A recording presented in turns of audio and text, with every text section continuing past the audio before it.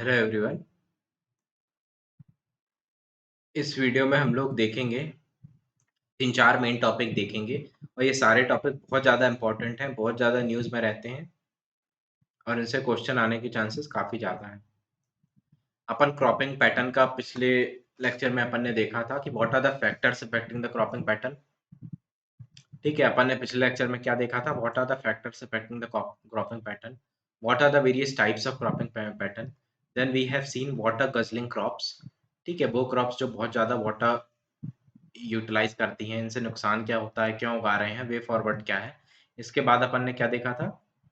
इसके बाद अपन ने देखा था कि जो फूड ग्रेन्स वाली क्रॉप है, इनमें एक्सेसिव फोकस क्यों दिया जा रहा है, क्यों इन्हीं को इनका cultivation more than 60% of cultivation, पूरा अपना जो कल्टीवेशन है उस पर कॉन्ट्रीब्यूट करता है, और इससे नुकसान फायदे क्या होते हैं और इसका वे फॉरवर्ड क्या है। तो ये सारे टॉपिक की बहुत ही बेसिक टॉपिक हैं जो अपन ने पिछले वीडियो में देखे थे। ठीक है, इस वीडियो में अपन क्या देखेंगे? इस वीडियो में अपन बहुत स्पेसिफिक टॉपिक्स देखेंगे जो कि बहुत ज़्यादा इंपॉर्टेंट है और बहुत हाई चांसेस हैं कि आपसे आपके मेंस में पूछा जाए।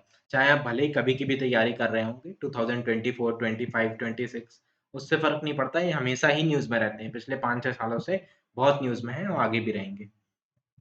सबसे पहला टॉपिक आ जाता है हॉर्टिकल्चर। हॉर्टिकल्चर मतलब क्या होता है? एक तो मतलब तो वैसे लोगों को पता होगा, बट फिर भी मैं बता देता हूँ। Vegetables, fruits, flowers, spices, plantation की जो क्रॉप्स हैं या ऑर्नामेंटल प्लांट्स हैं, इन सब की ग्रोथ कल्टीवेशन को बोलते हैं हॉर्टिकल्चर। ठीक है, ये एक आपको रफ आइडिया होना चाहिए, और क्वेश्चन आ रहा है तो आप इस तरीके से स्टार्ट कर सकते हैं। अब हॉर्टिकल्चर के बेनिफिट्स क्या है? क्यों कहा जा रहा है कि हॉर्टिकल्चर को ज़्यादा प्रमोट करना चाहिए? क्यों सरकार भी ये स्कीम्स लेके आ रही है? इस साल बजट में भी ये स्कीम आई थी 2023-24 के बजट में। तो क्यों ला रही है सरकार, या क्यों इतना इसे ज़्यादा प्रमोट किया जा रहा है? क्यों इतना न्यूज़ में है? क्योंकि इसके बहुत सारे बेनिफिट्स हैं। बेनिफिट्स क्या हैं? जो अपना अपन ने एक नेट सोन एरिया कितना है इंडिया, नेट सोन एरिया का जो भी 16% है ना? ये सिर्फ 16% ऑफ एरिया में होता है horticulture, but it contributes to 33% of agriculture gross value added. यानी कि जितना एरिया होता है उससे लगभग डबल कंट्रीब्यूट करता है ग्रॉस वैल्यू एडेड में। ठीक है, इसकी इतनी ज़्यादा प्रोडक्टिविटी होती है और इतना ज़्यादा इसका मतलब इतना ज़्यादा इसकी वैल्यू है। तो ये आपको पहला एक तो यही हो गया, और ये डाटा आपको पता होना चाहिए, इंपॉर्टेंट डाटा है। इसके अलावा राइजिंग इनकम, लोगों की, इंडिया की ग्रोथ हो रही है, लोगों की इनकम बढ़ रही है। इनकम बढ़ने से क्या होता है? एक्सपेंडिचर बढ़ता है, और एक्सपेंडिचर बढ़ता है तो उससे डिमांड बढ़ती है फ्रूट्स की, वेजिटेबल्स की। जैसे कि एक डाटा है कि 1% rise in expenditure lead to 1.9% rise in demand of fruit. यानी कि 1% से अगर आपका एक्सपेंडिचर बढ़ रहा है तो लगभग 2% से 1.9 यानी कि लगभग 2% से फ्रूट्स की डिमांड बढ़ जाती है। इसके अलावा अपन फ्रूट्स इंपोर्ट करते हैं। फ्रूट अराउंड 20% ग्रोथ रेट है फ्रूट्स के इंपोर्ट का। अगर अपन एग्रीकल्चर इंपोर्ट का देखें तो सबसे ज़्यादा अपन इंपोर्ट करते हैं वेजिटेबल ऑयल। ठीक है, फॉलोड बाय फ्रेश फ्रूट्स। ये सेकंड आता है, second in number of agriculture import, है ना? जो भी चीज अपन कमोडिटी एग्रीकल्चर सेक्टर में इंपोर्ट कर रहे हैं उसमें सबसे ज्यादा है वेजिटेबल ऑयल, और सेकंड नंबर पे है फ्रेश फ्रूट। यानी कि अपन को इतना ज्यादा फ्रेश फ्रूट की जरूरत पड़ती है कि अपन को इंपोर्ट करना पड़ता है, और जिसमें बहुत तेजी से ग्रोथ हो रही है इंपोर्ट में। तो क्यों ना अपन खुद ही उगाएं? अगर अपन खुद ही हॉर्टिकल्चर को बढ़ावा देंगे तो इस इंपोर्ट को कम किया जा सकता है, और जो भी अपना लॉस हो रहा है फॉरेन करेंसी का उसे रोका जा सकता है। अब डबलिंग द फार्मर इनकम, ये आपको पता होगा, दलवाई कमेटी ने कहा था। ठीक है, दलवाई कमेटी ने कहा था that we need to double the farmers income. तो डबलिंग फार्मर इनकम में भी इसका रोल होता है, बिकॉज इनकी एक तो प्रोडक्टिविटी ज़्यादा होती है, दूसरा एक तो प्रोडक्टिविटी ज़्यादा होती है और दूसरा इनकी प्राइस ज़्यादा होती है। ठीक है, रिटर्न बहुत ज़्यादा मिलते हैं, जो भी फार्मर इसे उगा रहे हैं उन्हें रिटर्न बहुत ज़्यादा मिलते हैं। तो डबलिंग फार्मर इनकम में भी इसका रोल है। इसके अलावा अपन एक्सपोर्ट कर सकते हैं फ्रूट्स को, वेजिटेबल्स को, या फिर उन्हें प्रोसेस करके उनके दूसरे आइटम्स बना के उनको। एग्रीकल्चर एक्सपोर्ट कितना है? अराउंड $50 बिलियन का एग्रीकल्चर एक्सपोर्ट है। पहली बार $50 बिलियन तक पहुंच गया है अपना एग्रीकल्चर का एक्सपोर्ट। ये सारे डाटा आपको पता होने चाहिए, और जब भी आप आंसर लिखेंगे तो आपको ये सब लिखना है ना? ये जो मैंने डाटा बताया, ये बताया, ये जो डाटा बताया, ये सेकंड हाईएस्ट है ना? इसका इंपोर्ट दलवाई कमेटी $50 बिलियन, ये सारे डाटा या कमेटी वगैरह रिपोर्ट्स हैं, ये आपको लिखनी है साथ साथ में। वरना अगर आप ये बस लिखेंगे जो यहाँ लिखा है तो आपको इतने अच्छे नंबर नहीं मिलेंगे। आपको डाटा एंड फैक्ट्स भी लिखने पड़ेंगे साथ में। तो एक्सपोर्ट अराउंड $50 बिलियन का है और धीरे-धीरे बहुत तेज़ी से एक्सपोर्ट बढ़ रहा है अपना। तो अपन फ्रूट्स एंड वेजिटेबल्स या जो भी स्पाइसेस हैं, हॉर्टिकल्चर में स्पाइसेस भी आ जाती हैं, प्लांटेशन क्रॉप्स आती हैं, ऑर्नामेंटल फ्लावर्स वगैरह आ जाते हैं। तो ये सारी चीज़ें हॉर्टिकल्चर में आ रही हैं और इनका एक्सपोर्ट पोटेंशियल बहुत ज़्यादा है। इसके बाद ये जो हॉर्टिकल्चर सेक्टर है वो लेबर इंटेंसिव है। बहुत ज़्यादा लेबर की ज़रूरत पड़ती है, जिससे कि क्या होगा, it will reduce the disguised unemployment. Disguised unemployment क्या होता है, जैसे कि एक सपोज ये फार्म है, आपका एक ये 4 की फैमिली है और इनके पास एक फार्म है। इस फार्म में 2 लोगों की ज़रूरत है, छोटा-सा फार्म है, 2 लोग काम कर लेते हैं, लेकिन चारों काम कर रहे हैं। ऐसा क्यों है? बिकॉज़ उनके पास दूसरा कोई जॉब ही नहीं है। दूसरा कोई जॉब ही नहीं है, तो वो इसी में काम कर रहे हैं, तो 2 लोग तो फालतू का काम कर रहे हैं ना। बट इस एग्रीकल्चर जो ये हॉर्टिकल्चर सेक्टर है, ये बहुत ज़्यादा लेबर इंटेंसिव है। यहाँ पास और लोगों की ज़रूरत पड़ती है, इसीलिए ये डिसगाइज्ड अनएम्प्लॉयमेंट को कम कर देगा। बेसिकली ये एम्प्लॉयमेंट जनरेट करेगा, specially for the poor and marginal farmers. इसके अलावा it ensure nutritional security. It takes us from food security towards nutritional security. Food security मतलब क्या है कि आपके पास बेसिक फूड अवेलेबल हो, जैसे कि फूड ग्रेन्स है, व्हीट है, राइस है, खाने को कुछ अवेलेबल हो, पल्सेस कुछ भी, तो उसे फूड सिक्योरिटी बोलते हैं। न्यूट्रिशनल सिक्योरिटी क्या है कि जो भी आप खाना खा रहे हैं उससे आपको एडिक्वेट न्यूट्रिशन मिले, आपको विटामिन, मिनरल, जो भी माइक्रो न्यूट्रिएंट्स हैं वो सब मिले, यानी कि बैलेंस डाइट आपको मिले। तो ये जो भी हॉर्टिकल्चर के फ्रूट्स हैं, वेजिटेबल्स हैं, इनमें ये सब की मात्रा बहुत ज़्यादा होती है, विटामिन्स की, मिनरल्स की, और सेहत के लिए बहुत अच्छे होते हैं। तो ये न्यूट्रिशनल सिक्योरिटी को इंश्योर करते हैं।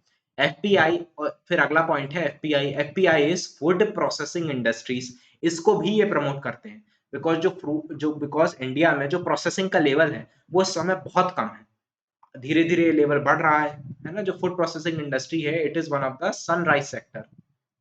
SUNRISE, सनराइज सेक्टर, यानी कि इसका बहुत तेजी से ग्रोथ हो रहा है। Around more than 8% growth rate देखा गया था पिछले साल में।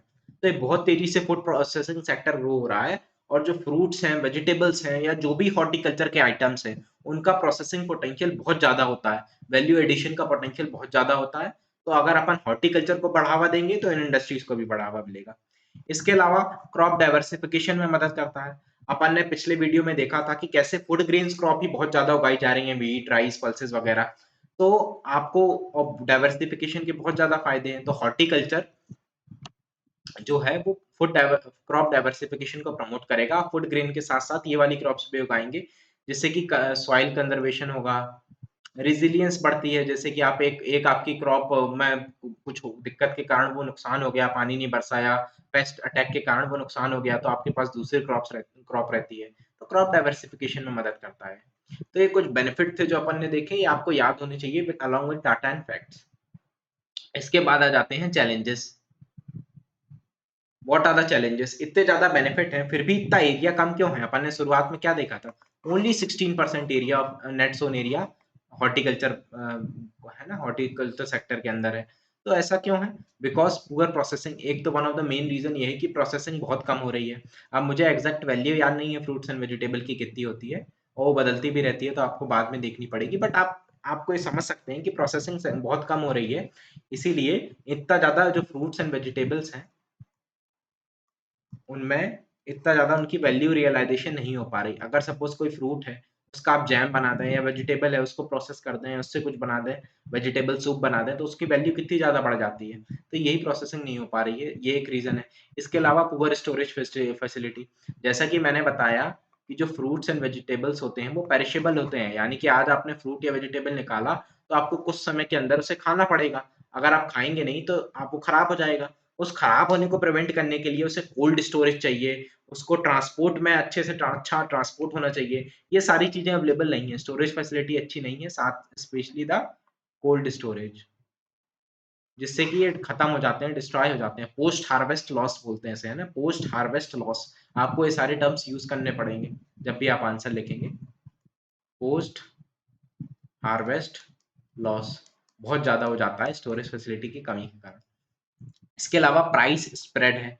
ये सारे आपको टर्म्स यूज करने हैं ना, आपको अपने से नहीं लिखना है, ये आपको याद रखना पड़ेगा। पोस्ट हार्वेस्ट लॉस, है ना। प्राइस स्प्रेड, प्राइस स्प्रेड का मतलब क्या होता है? प्राइस स्प्रेड का मतलब ये होता है कि किसान ने एक सब्जी उगाई, जैसे कि इस साल अभी टमाटर में हुआ था, है ना, टमाटर के रेट बहुत ज्यादा बढ़ गए थे। लेकिन कहा क्या जा रहा था कि टमाटर के रेट तो बहुत ज्यादा बढ़े हैं, लेकिन फायदा किसानों को नहीं हो रहा। ऐसा क्यों होता है? Because of price spread. Price spread मतलब एक सपोज किसी किसान ने टमाटर उगाया, उसने तो बहुत सस्ते दाम में बेच दिया, लेकिन फिर जो मार्केट में वो बिकेंगे वो बहुत महंगे बिकेंगे, और उसका फायदा किसे होगा? उसे बीच वाले बिचौलिया को, जिसे बोलते हैं मिडिल मैन को। ठीक है, मिडिल मैन को फायदा होगा, किसान को कुछ फायदा नहीं हो रहा। तो इसे बोलते हैं प्राइस स्प्रेड। इसके कारण उसे वैल्यू रियलाइजेशन नहीं हो पाती, है ना, उनको इतना फायदा नहीं होता है उगाने का, इसलिए वो नहीं उगाते। इसके अलावा अवेयरनेस नहीं है किसानों में, awareness is one of the main reason. ठीक है, इतना ज्यादा अवेयर नहीं रहते। बहुत सालों से वो अपनी फूड ग्रेन्स की क्रॉप जैसे वीट राइस ही उगाते आ रहे हैं एक पर्टिकुलर एरिया में। अब उसे डाइवर्ट कब करेगा आदमी? जब फ्रूट और वेजिटेबल में, जब उसे अवेयरनेस होगी कि कितनी ज्यादा उसका पोटेंशियल है, कितनी ज्यादा उससे उसको फायदा हो सकता है, उसको इनकम बेनिफिट हो सकता है, तभी तो वो उसमें जाएगा। इस चीज का अवेयरनेस नहीं है किसानों में। इसके अलावा वायलेंट प्राइस फ्लक्चुएशन देखने को मिलते हैं। ये तो आपको पता ही है, जैसा कि अभी मैंने टमाटर का एग्जांपल दिया कि कभी बहुत सस्ते बिकते हैं, हो सकता है अगले साल बहुत महंगे बिके। अगले साल मान लो एक साल बहुत महंगे बिके, ये सोच के किसान ने वो उगा दिया वो फ्रूट, फिर हो सकता है उसके दाम गिर जाए और उसको इतना ज्यादा प्राइस ना मिल पाए। तो वायलेंट प्राइस फ्लक्चुएशन होते हैं। कोई एक पर्टिकुलर, जैसे कि इसमें एमएसपी तो मिलती नहीं है ना, एमएसपी तो मिल नहीं रही है फ्रूट्स एंड वेजिटेबल में। ये तो व्हीट या राइस या ऐसी क्रॉप्स में मिलती है, तो उसका तो भले ही कितना भी प्राइस फ्लक्चुएट होता रहे, पर किसान को ये तो पता है कि मैंने सपोज गेहूं उगा दिया, तो उसका एक एमएसपी में तो एटलीस्ट बिक ही जाएगा। बट इस केस में ऐसा नहीं है। इसके फ्रूट्स या वेजिटेबल्स इनमें एमएसपी नहीं मिलती, तो इस केस में ऐसा नहीं है। अगर मार्केट के बेसिस पे ही उनको दाम मिलता है, अगर प्राइस बहुत गिर गए तो उनको कम दाम मिलेगा। इसके अलावा कुछ स्पेसिफिक चैलेंजेस हैं, जैसे कि पुअर प्लांटिंग मटेरियल, जो प्लांटिंग मटेरियल है उसकी क्वालिटी अच्छी नहीं है। Poor tree canopy. Tree canopy मतलब जैसे कि ये एक ट्री है, ये एक ट्री, मतलब ट्री कैनोपी यानी कि जो ऊपर होते हैं ना, यहाँ पास आप उगा सकते हैं। अगर ये ट्री कैनोपी अच्छी नहीं होगी तो हॉर्टिकल्चर इतना अच्छे से नहीं हो पाता। इसके अलावा सैनाइल ऑर्कार्ड्स, यानी जो भी ऑर्कार्ड्स यानी कि बगीचे हैं वो सैनाइल हैं, मतलब बहुत पुराने हो गए हैं। लो सोइंग टू हार्वेस्टिंग साइकिल, यानी कि आपने सो कर दिया आज और हार्वेस्ट होगा वो कई महीनों बाद, यानी कि बहुत समय बाद, तो फिर बहुत समय इंतजार करना पड़ता है। तो ये कुछ स्पेसिफिक पॉइंट्स है जो आपको पता होने चाहिए। Poor planting material, poor tea canopy, senile orchards, है ना, low sowing to harvesting cycle. तो ये कुछ वजह थी जिस वजह से इतना ज्यादा ग्रोथ नहीं हो पा रहा है हॉर्टिकल्चर सेक्टर का। इसको इन वजह को सॉल्व करने के लिए गवर्नमेंट ने बहुत सारे स्टेप्स लिए हैं। क्या क्या स्टेप्स लिए हैं? एक तो सबसे इंपॉर्टेंट एमआईडीएच है। एमआईडीएच इज मिशन, है ना, mission for integrated development of horticulture. MIDH is mission for integrated development of horticulture. ठीक है, दिस इज एमआईडीएच। ये आपको याद रखना है, कभी भी हॉर्टिकल्चर का क्वेश्चन आए तो सबसे पहले आपको ये लिखना है, MIDH mission for integrated development of horticulture. अब इसके अंदर 6 सब मिशन आ जाते हैं। कौन कौन से? 6 सब मिशन। ठीक है, नेशनल हॉर्टिकल्चर मिशन। आप लिखते जाइए, मैं बता देता हूँ, अगर कोई देख रहा हो आपको लिखना हो तो आप लिख सकते हैं, नेशनल हॉर्टिकल्चर मिशन। फिर horticulture mission for north eastern Himalaya, NHM is national horticulture mission. फिर ये है horticulture mission for north eastern Himalaya. फिर NHB is national horticulture board, national horticulture board. फिर CDB, coconut development board, coconut development board. फिर CIH, central institute of horticulture. ये कहाँ है? ये है नागालैंड में। ठीक है, CIH central institute of horticulture. तो अपन ने क्या देखा? MIDH which is mission for integrated development of horticulture. ठीक है, इसके अंदर 6 सबमिशन देखे अपन ने, 5 है, कितनी 5 है शायद, है ना। National horticulture mission, horticulture mission for north eastern Himalayan region, national horticulture board, coconut development board and central institute of horticulture in Nagaland. तो ये हो गया एक, ये हॉर्टिकल्चर को प्रमोट करने के लिए डेफिनेट सी बात है। इसके बाद Ayushman Bharat horticulture clean plant programme, ये यूनियन बजट 2023-24 में लॉन्च हुआ है इसी साल, यानी कि जो बजट आया था उसमें आयुष्मान भारत, नहीं आयुष्मान नहीं, सॉरी, आत्मनिर्भर भारत, क्या बोल रहा है आयुष्मान भारत तो हेल्थ वाला है ना। Atmanirbhar Bharat horticulture clean plant material programme, यानी कि यहाँ पास आपको क्लीन प्लांट मटेरियल अवेलेबल कराते हैं जिससे कि हॉर्टिकल्चर की ग्रोथ बढ़ सके। इसके अलावा ई हॉर्टिनेट इज ये ई टेक, ये बेसिकली ई टेक का यूज करते हैं वेरियस प्रोसेसिंग में, मार्केटिंग में। E Hortinet is there. Then project Chaman is there. Project Chaman, Chaman का फुल फॉर्म क्या है? Coordinated horticulture assessment and management using geo informatics. यानी जियो इन्फॉर्मेटिक्स को यूज करके हॉर्टिकल्चर को प्रमोट किया जाता है। इसके अलावा जियो इन्फॉर्मेटिक्स यानी बेसिकली वही है कि लैंड यूज किस तरीके से किया जाए, मॉनसून किस तरीके का आएगा, इन सबको देख के अपन बताते हैं कि कहाँ पास ज़्यादा अच्छा होगा हॉर्टिकल्चर की क्रॉप्स उगाना। ठीक है, प्रोजेक्ट चमन आपको याद रखना है। E Hortinet, Atmanirbhar Bharat horticulture clean plant programme, MIDH which is mission for integrated development of horticulture. इसके अलावा there is horticulture cluster development programme, यानी कि हॉर्टिकल्चर के क्लस्टर्स को डेवलप करना। Then horticulture area production information system, ये बताता है कि कौन से एरिया में जो प्रोडक्शन है, कौन से एरिया में जो प्रोडक्शन है वो ज़्यादा होगा, तो उसी एरिया में अपन उगाएंगे। Horticulture area production information system. Then और भी बहुत सारी स्कीम्स हैं, जैसे कि ऑपरेशन ग्रीन है जो कि top tomato, onion and potato को प्रमोट करता है, विच आर वेजिटेबल्स है ना, वेजिटेबल्स एंड फ्रूट्स हैं। Contract farming act, contract farming से भी बढ़ता है, जैसे कि मैंने एग्जांपल में फिर से दे रहा हूँ पेप्सिको का। जैसे कि कॉन्ट्रैक्ट फार्मिंग में जो पेप्सिको कंपनी है, लेस की कंपनी, वो कॉन्ट्रैक्ट देती है फार्मर्स को to grow potato which is a horticulture vegetable, है ना, वेजिटेबल है, हॉर्टिकल्चर प्रोडक्ट है, उससे प्रमोट होता है। इसके अलावा मेगा फूड पार्क्स हैं। मेगा फूड पार्क्स भी फूड प्रोसेसिंग को प्रमोट करते हैं, जिससे कि हॉर्टिकल्चर का प्रमोशन मिलता है। एग्री उड़ान है, एग्री उड़ान यानी कि बेसिकली आप जो एग्रीकल्चर की कमोडिटी हैं, जो कि पेरिशेबल कमोडिटी हैं, जैसे कि हॉर्टिकल्चर फ्रूट्स वेजिटेबल्स हो गए, उनका क्विक आप ट्रांसपोर्ट कर सकें एक से दूसरी जगह में। तो ये बहुत सारे स्कीम्स हैं, प्रोग्राम्स हैं, आपको याद होनी चाहिए। ये आप बना के नहीं लिख पाएंगे, तो ये आपको याद ही होनी चाहिए, तभी आप लिख पाएंगे एग्जाम में। डायरेक्ट पूछ लेते हैं, है ना, नहीं भी पूछ रहे तो भी आपको लिखनी पड़ती है। इसके अलावा आ जाता है नीड। अब क्या है वे नीड या वे फॉरवर्ड क्या है अपना? ठीक है, वे फॉरवर्ड, वे फॉरवर्ड क्या है अपना? वे फॉरवर्ड है हॉर्टिकल्चर प्लस, यानी कि फ्रूट्स वेजिटेबल्स के अपन बाहर निकले। जो अपन ने वेजिटेबल्स हो गई, vegetables plus fruits, they contribute around 90% of horticulture. जो भी हॉर्टिकल्चर हो रहा है, हॉर्टिकल्चर में बस फ्रूट्स और वेजिटेबल नहीं है, इसके अलावा स्पाइसेस हैं, प्लांटेशन क्रॉप्स हैं, ऑर्नामेंटल प्लांट्स हैं, फ्लावर्स हैं, है ना, कोको का कल्टीवेशन है, कैश्यू का कल्टीवेशन है, ड्राई फ्रूट्स वगैरह का। ये सारी चीजें बहुत कम है, वो मेनली फ्रूट्स एंड वेजिटेबल में फोकस कर रहे हैं। तो अपन हॉर्टिकल्चर प्लस की तरफ जाएं, यहाँ पास cashew, flowers, ornamental plants, cocoa, spices, इन सब का कल्टीवेशन करें। इसके अलावा पेरी अर्बन हॉर्टिकल्चर, यानी कि जो पेरी अर्बन एरिया है, जो एक ये सिटी है, इसके आसपास के जो एरिया है, इसे बोलते हैं पेरी अर्बन एरिया, यहाँ पास ग्रो करें। इससे फायदा क्या होगा? इससे फायदा ये होगा कि ट्रैक्टर्स के थ्रू बहुत इजीली इसे सिटी में ट्रांसपोर्ट कर देंगे, जहां इनकी डिमांड ज्यादा है, जिससे कि ये खराब नहीं होंगे, है ना। पेरिशेबल होते हैं, बहुत जल्दी खराब होते हैं। अगर आप जहां डिमांड है उसी के पास ग्रो करेंगे तो खराब होने के चांसेस कम हो जाएंगे। इसके अलावा हाई यील्डिंग हाइब्रिड वेराइटीज का यूज किया जाए, यानी कि वो वेराइटीज जो कि आउटपुट ज्यादा दें, genetically modified crops, high yielding varieties हो। फिर मिक्स्ड फार्मिंग को प्रमोट किया जाए। मिक्स्ड फार्मिंग में आप फूड ग्रेन भी ग्रो करें और साथ ही हॉर्टिकल्चर भी ग्रो करें साथ में। इसके अलावा हाइड्रोपोनिक, एरोपोनिक। हाइड्रोपोनिक क्या होता है? इसमें सॉइल की जरूरत नहीं होती, यहाँ पास पानी भरा होता है और इसमें प्लांट उग जाता है। एरोपोनिक क्या होता है? इसमें कुछ जरूरत नहीं होती, यहाँ पास मिस्ट प्रेजेंट होती है। क्या होती है? मिस्ट। उसी में अपना मॉइस्चर वगैरह प्रेजेंट होता है एयर में, उससे ग्रोथ हो जाती है। तो इस तरीके की नई टेक्नोलॉजी से भी आप फ्रूट्स और वेजिटेबल्स की ग्रोथ को प्रमोट कर सकते हैं। पोस्ट हार्वेस्ट फैसिलिटीज, जैसे कि स्टोरेज फैसिलिटी, है ना, कोल्ड स्टोरेज हो गया, ट्रांसपोर्ट फैसिलिटी जैसे कि एग्री उड़ान स्कीम है, इस तरीके से पोस्ट हार्वेस्ट फैसिलिटी अवेलेबल होनी चाहिए, जिससे कि पोस्ट हार्वेस्ट लॉस ना हो। इसके अलावा वैल्यू एडिशन करें विया the food processing industry, FPI, food processing industries के थ्रू। जैसे कि फ्रूट है तो उसका आप जैम बना रहे हैं, या फिर फ्रूट के शेक्स बनते हैं, सूप बना लें वेजिटेबल का, उन्हें पैक करें, उन्हें बेचें, उनकी वैल्यू सिग्निफिकेंटली बढ़ जाती है बहुत ज़्यादा। तो वैल्यू एडिशन होना चाहिए। इसके अलावा there is need to promote the contract farming.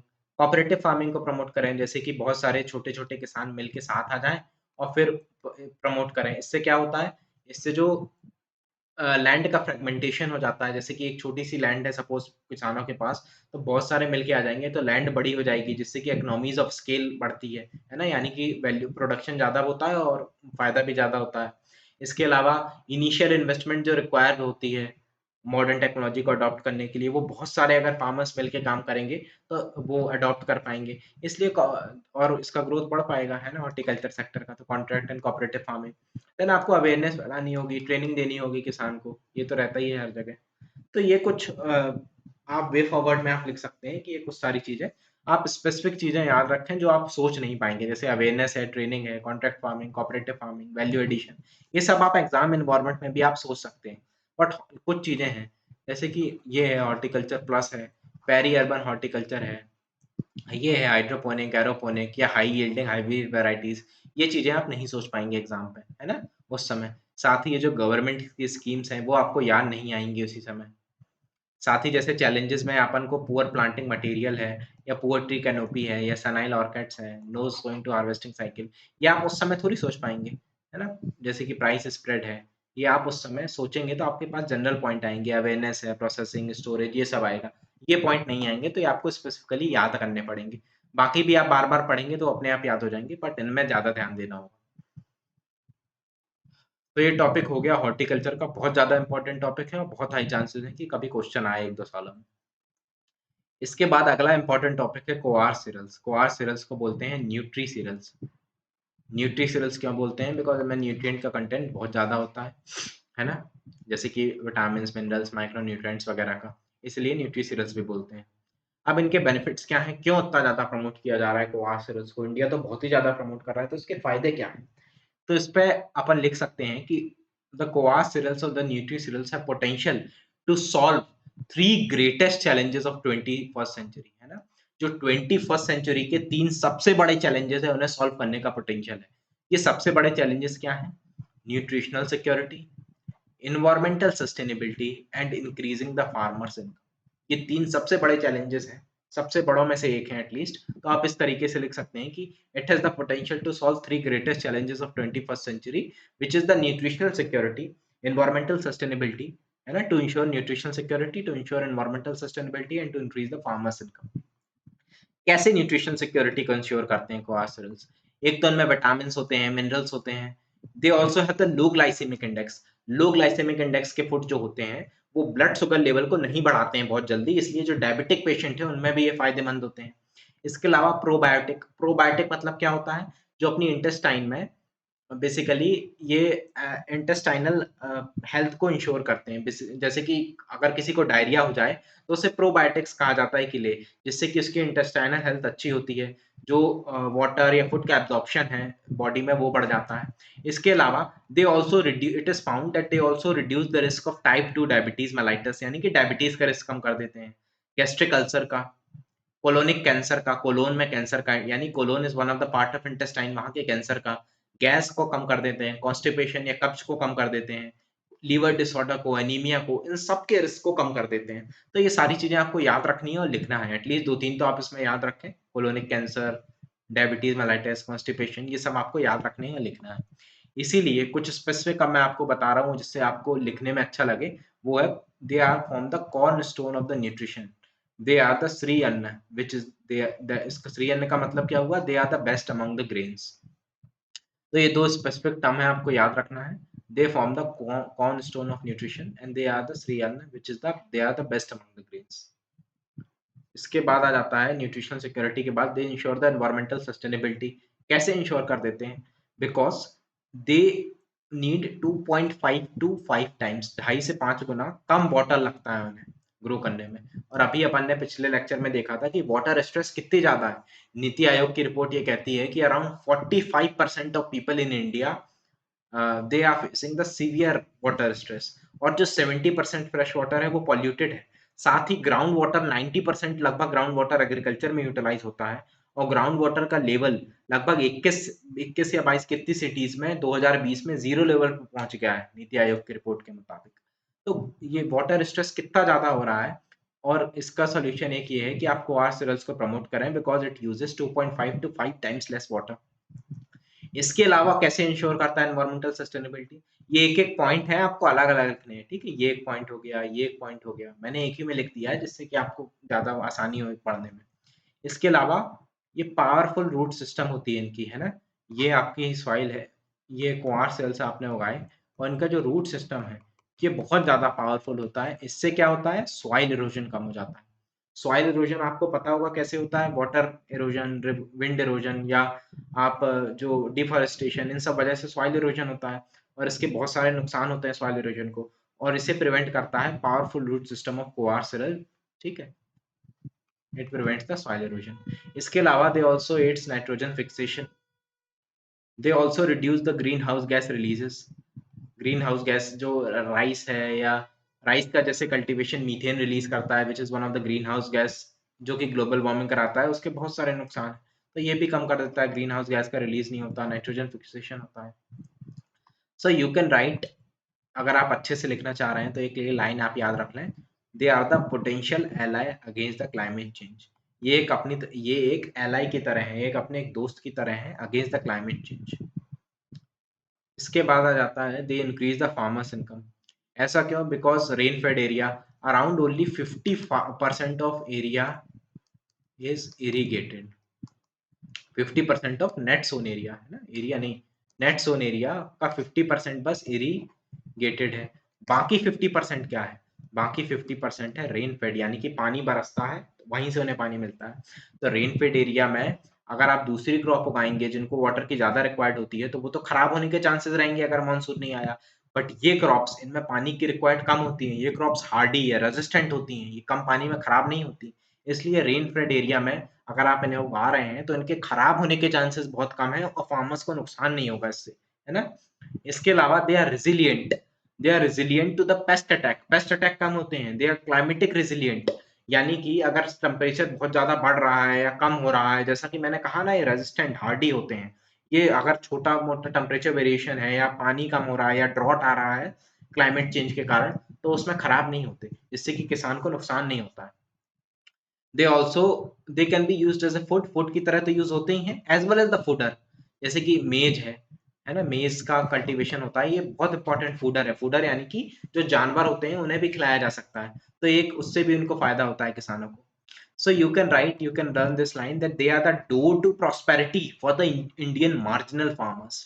ठीक है, ये डोर टू प्रॉस्पेरिटी है for the Indian marginal farmers, ये आपको याद रखना है। तो ये कुछ बेनिफिट्स बता दिए, बहुत सारे पॉइंट हैं, आपको जितने भी पॉइंट याद रखें वो लिखना है। आप इस तरीके से सब डिवाइड कर सकते हैं, nutritional, environmental and increasing the farmer income. अब इतने ज्यादा बेनिफिट है तो कुछ इश्यूज भी होंगे, क्यों उनका इतना कल्टीवेशन नहीं हो पा रहा। एक तो इशू ये है कि इनका एरिया कम हो रहा है। 2007-8 में 28 मिलियन 28 मिलियन हेक्टेयर में होते थे। नाउ 10 साल बाद 2017-18 में 25 मिलियन हेक्टेयर, यानी कि 3 मिलियन हेक्टेयर एरिया कम हो गया है। यानी कि जो एरिया अंडर कल्टीवेशन है न्यूट्रीसीरियल्स, वो कम होते जा रहा है। इसके अलावा कंजम्पशन कम है, धीरे-धीरे तो कंजम्पशन बढ़ रहा है, बट अभी भी कंपैरेटिवली कम है as compare to the other food grains, जैसे कि व्हीट है या राइस है, उनकी तुलना में इनका कंजम्पशन कम है। ऐसा क्यों है? Because they are considered as poor man's grain, गरीबों का खाना माना जाता है, अवेयरनेस नहीं है। टेस्ट कुछ लोगों को उतना अच्छा नहीं लगता, है ना? रागी या इन सब की रोटी बनती है, तो इतनी अच्छी नहीं लगती। इन सब के कारण इसका कंजम्पशन कम है। And we are unable to realise its export potential. Around India का एक्सपोर्ट अराउंड $50 बिलियन पहुँच चुका है।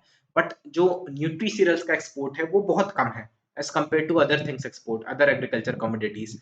ऐसा क्यों है? और उनका डिमांड बहुत ज्यादा है यूएसए या अदर कंट्रीज में, इसकी अवेयरनेस बढ़ती जा रही है कि इसके कितने ज्यादा न्यूट्रिशनल बेनिफिट है, इसलिए इनकी डिमांड तो बढ़ रही है डेवलप्ड कंट्रीज में, बट इंडिया इतना ज्यादा एक्सपोर्ट नहीं कर पा रहा है, ये एक इशू है।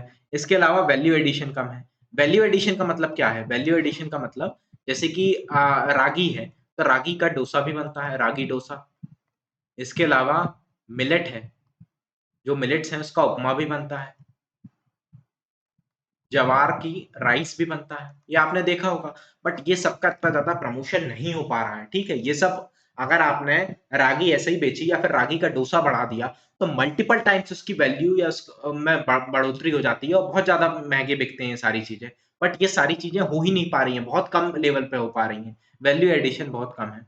इसके अलावा एमएसपी नहीं है फॉर माइनर न्यूट्रिशंस, जैसे कि मेज है, बाजरा है या जवार है, इन सब में तो एमएसपी मिलती है। लेकिन जो माइनर न्यूट्रिशंस हैं, जैसे कि फॉक्सटेल मिलेट्स है, कोडू मिलेट है, ये और ज्यादा फायदा करते हैं, बट इनमें एमएसपी नहीं मिलती। एमएसपी यानी कि एक फिक्स्ड प्राइस नहीं मिलती। अगर फार्मर को फिक्स्ड प्राइस नहीं मिलेगी तो वो कम उगाएगा उसे, तो उतना ज्यादा नहीं उगाए जाते।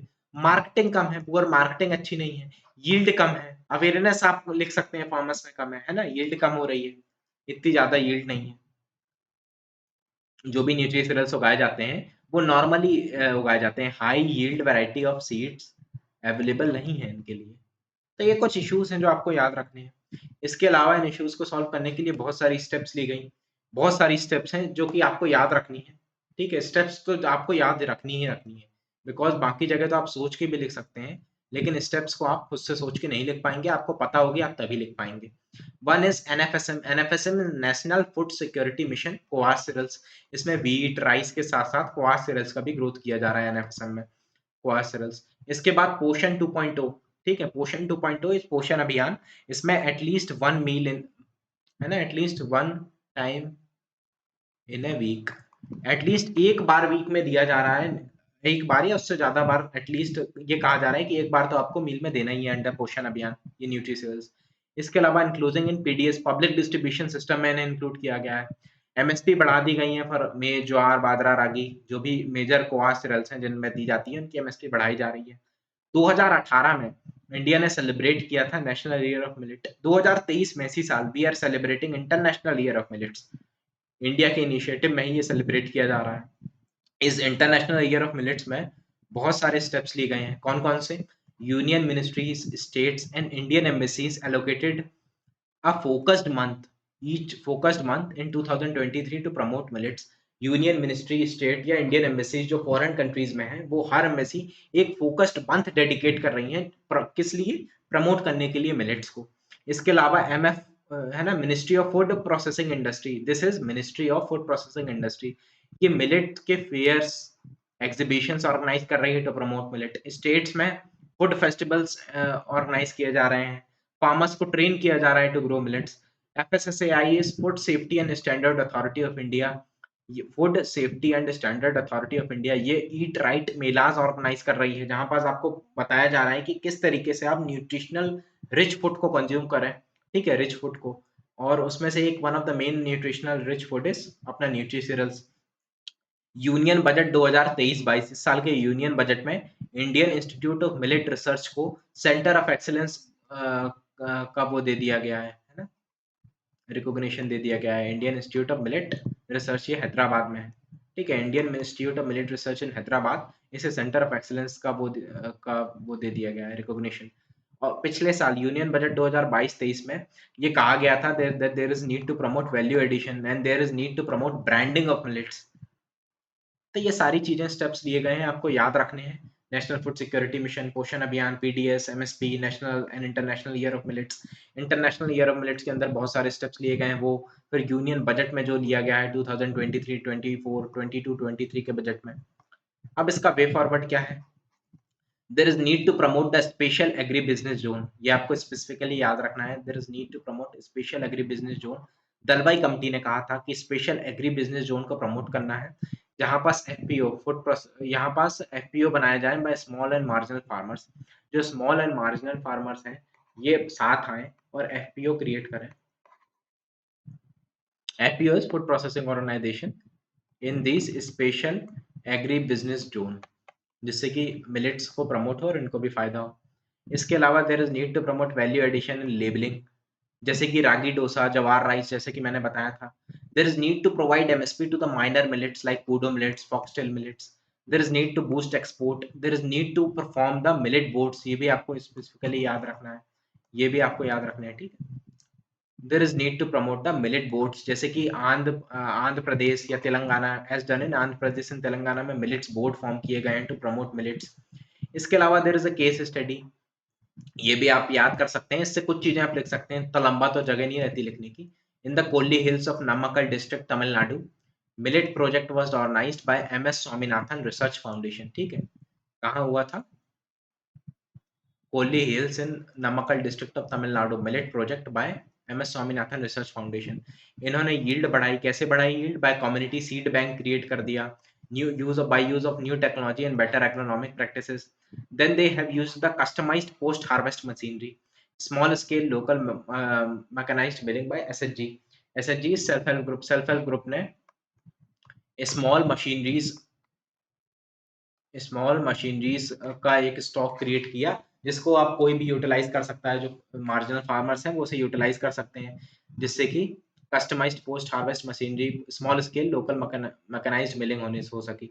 इसके अलावा ट्रेन किया गया, there is a Kolli hill agro biodiversity conservation federation एक हुई, जिसने ट्रेन किया फार्मर्स को to promote branding and to promote value addition. अगर आप ब्रांडिंग या वैल्यू एडिशन करते हैं तो लगभग 5 से 10 गुना रिटर्न बढ़ जाता है, जैसे कि मिलेट उपमास को प्रमोट किया गया। तो ये आपको पूरा याद नहीं रखना, आपको जितना याद हो जाए, at least you need to know that there is a millet project in the Kolli hills of Namakkal district of Tamil Nadu, जहां पर यील्ड बढ़ाई गई, मैकेनाइजेशन का यूज किया गया, वैल्यू एडिशन एंड ब्रांडिंग की गई। रफली आप इतना भी याद रख लेंगे तो बहुत है।